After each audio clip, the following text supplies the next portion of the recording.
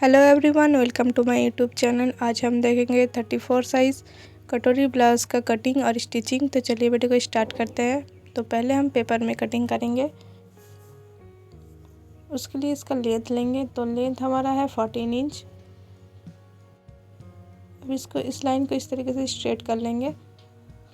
अब हम शोल्डर लेंगे। तो शोल्डर हमारा है 5.5 इंच और इसका जो आर्म होल है वो भी है 5.5 इंच। इसका चेस्ट हम लेंगे 34 साइज़ का है तो 8.5 इंच और 1.5 इंच इसमें हम प्लस करेंगे तो टोटल हो गया 10 इंच। अब आर्म होल साइड से यहाँ से हम 1 इंच लेंगे और इस तरीके से गुलाई कर देंगे।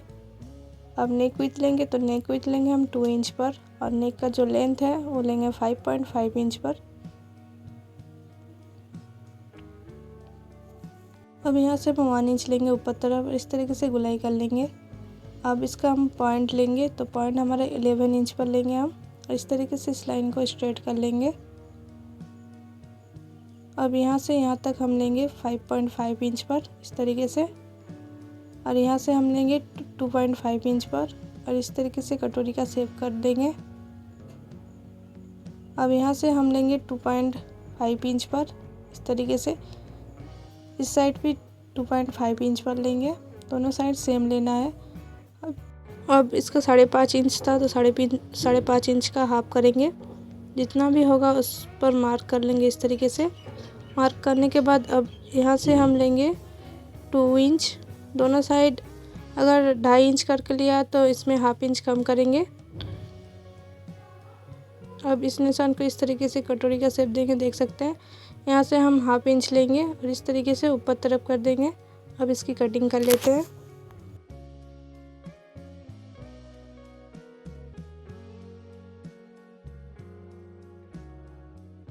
तो देख सकते हैं कटिंग हमारा हो गया है।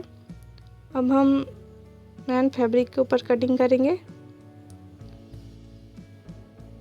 तो उसके लिए 2 फोल्ड में फोल्ड किए हैं। अब पहले हम बैक पार्ट का कटिंग करेंगे। तो इसका जो लेंथ है 5.5 इंच है और इसका शोल्डर सेम रहेगा 5.5 इंच पर। आर्म होल भी 5.5 इंच पर लेंगे।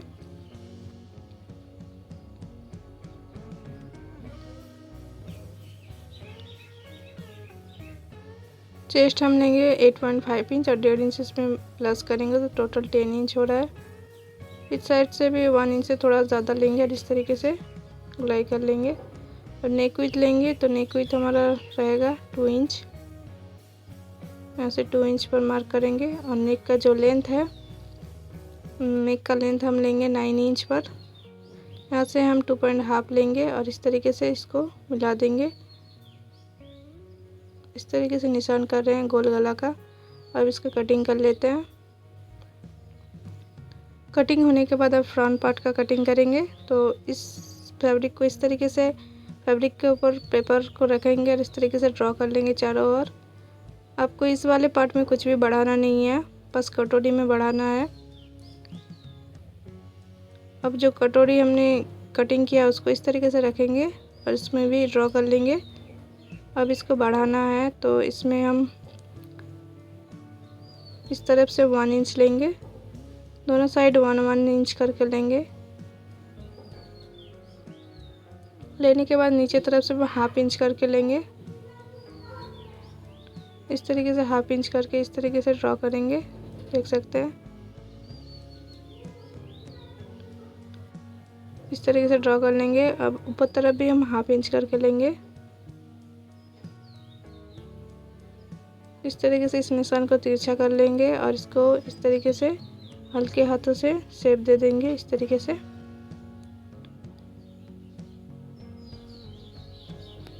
अब इसका नीचे वाला पार्ट लेंगे तो इस तरीके से इसका मेजरमेंट करेंगे, देख सकते हैं 8 इंच हो रहा है तो स्ट्रेट 8 इंच पर मार्क करेंगे इस तरीके से। अब जो नीचे का पार्ट था वो था 2.5, तो इसमें हाफ इंच एक्स्ट्रा लेंगे तो टोटल 3 इंच पर इस तरीके से एक बॉक्स बना लेंगे। अब इस साइड से 1 इंच लेंगे और नीचे तरफ हाफ और इस तरफ से हाफ इंच लेकर इस तरीके से इसको ड्रॉ करेंगे।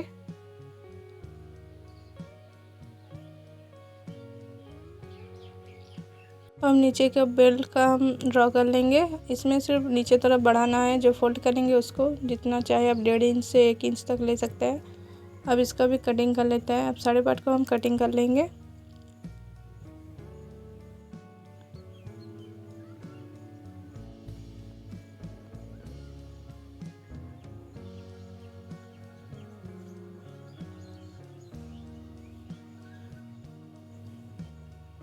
तो देख सकते हैं कटिंग हो गया है। अब बचे हुए फैब्रिक को इस तरीके से 4 फोल्ड में फोल्ड करेंगे स्लीव्स के लिए।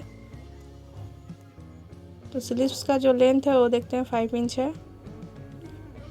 अब यहाँ से यहाँ तक देख सकते हैं 7.5 इंच हो रहा है। अब यहाँ से हम 2.5 पर निशान लगाएंगे और इस तरीके से स्लीव्स का निशान कर लेंगे। अब इसका भी हम कटिंग कर लेते हैं। तो सारे पार्ट देख सकते हैं कटिंग हो गया है। अब हम स्टिचिंग देखेंगे। तो अब हम बैक पार्ट का पहले स्टिचिंग करेंगे। तो देख सकते हैं हमने टक्स का निशान लगा लिया है, 4 इंच पर लगाया है। दोनों टक्स का निशान लगाने के बाद अब इस तरीके से पकड़कर इसमें टक्स लगा देंगे। इसी तरीके से हम दूसरे पार्ट में भी टक्स लगा देंगे। तो देख सकते हैं दोनों में लगा लिया। अब नीचे तरफ जो 1/2 इंच जो कपड़ा है उसे हम इस तरीके से फोल्ड करेंगे। अगर बॉर्डर है तो इस तरीके से फोल्ड करना है, अगर नहीं है तो उसमें एक कपड़ा अटैच करके अंदर तरफ फोल्ड करना है। तो देख सकते हैं हो गया। अब गले में हम पट्टी अटैच करेंगे। उसके लिए हमने पट्टी ले लिया है, इस तरीके से रखकर इसमें स्टिच करेंगे। स्टिचिंग होने के बाद इसको हम अंदर तरफ फोल्ड करेंगे इस तरीके से और इसमें हम हैंड स्टिच करेंगे। तो देख सकते हैं हैंड स्टिच हो गया है। अब हम फ्रंट का करेंगे। तो उसको कटोरी को इस तरीके से रखेंगे, इसके ऊपर एक, इसके ऊपर और एक रखेंगे और इसमें स्टिचिंग करेंगे इस तरीके से। आप इन छोड़ते हुए स्टिचिंग कर लेंगे। स्टिचिंग होने के बाद अब बीच में हम टक्स लगाएंगे, इस तरीके से फोल्ड करेंगे इसको।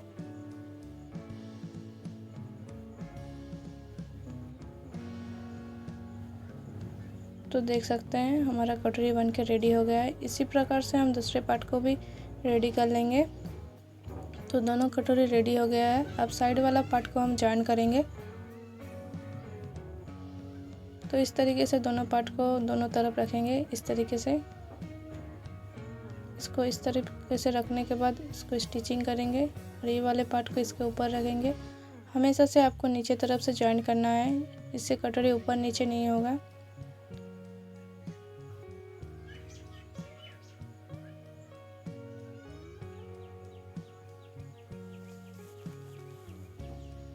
तो देख सकते हैं जॉइंट हो गया है। इसी तरीके से हम दूसरे पार्ट को भी जॉइन कर लेंगे। तो जॉइन करने के बाद अब हम इसमें बेल्ट लगाएंगे। तो इस तरीके से बेल्ट को इसके ऊपर रखेंगे, 1/2 इंच छोड़ते हुए स्टिच कर लेंगे।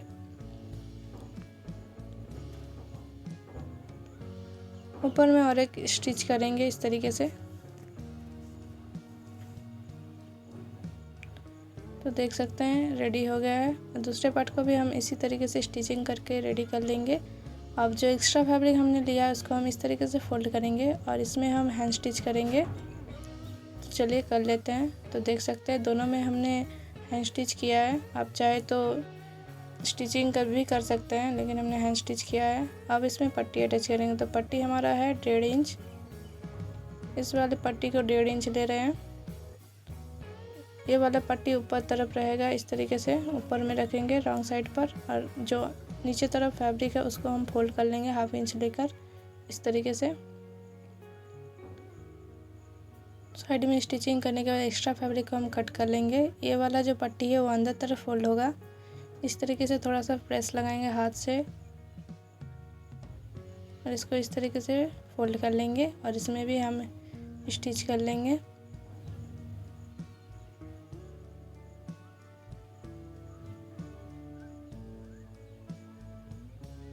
स्टिच करने के बाद जो एक्स्ट्रा फैब्रिक उसे हम कट कर लेंगे। तो देख सकते हैं रेडी हो गया है।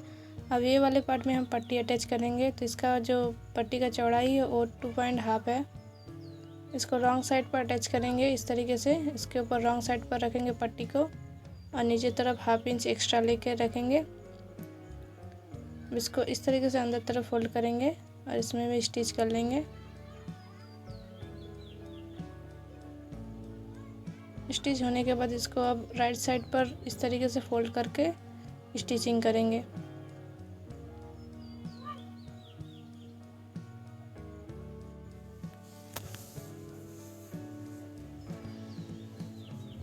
जो एक्स्ट्रा फैब्रिक उसे हम कट कर लेंगे। तो दोनों फैब्रिक रेडी हो गए, देख सकते हैं दोनों पार्ट। अब इसमें हम पट्टी अटैच करेंगे।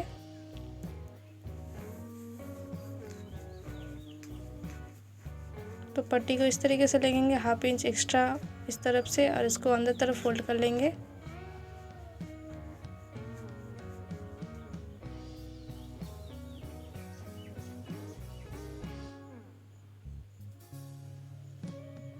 अब इसको भी हम अंदर तरफ इस तरीके से फोल्ड करेंगे और इसमें भी हम हैंड स्टिच करेंगे।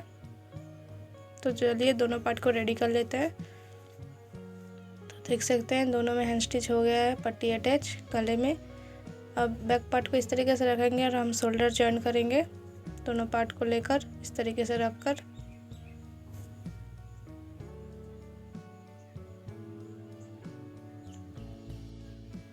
तो दोनों शोल्डर को जॉइन कर लेंगे पहले।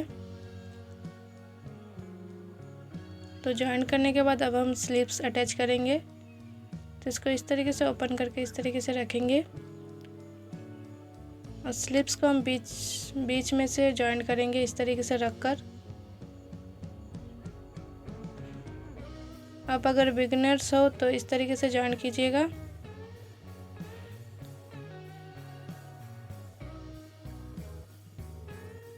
तो देख सकते हैं स्लीव्स अटैच हो गया है। अब दूसरे साइड भी इसी प्रकार से हम जॉइन कर लेंगे स्लीव्स को।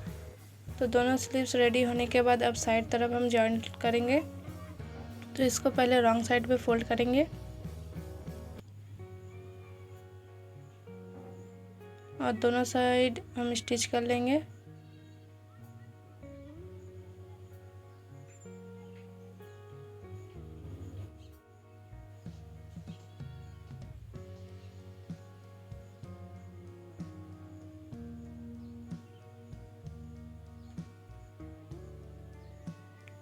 दोनों साइड स्टिचिंग करने के बाद एक्स्ट्रा फैब्रिक को कट कर लेंगे। अब इसमें जो फिटिंग है वो हम लगाएंगे। उसके लिए हम फिटिंग पर निशान लगाएंगे इस तरीके से। इस तरीके से निशान लगाने के बाद अब हम स्टिच कर लेंगे दोनों side.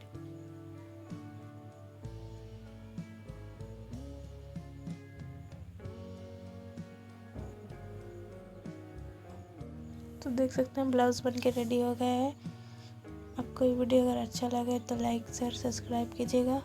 Thank you for watching.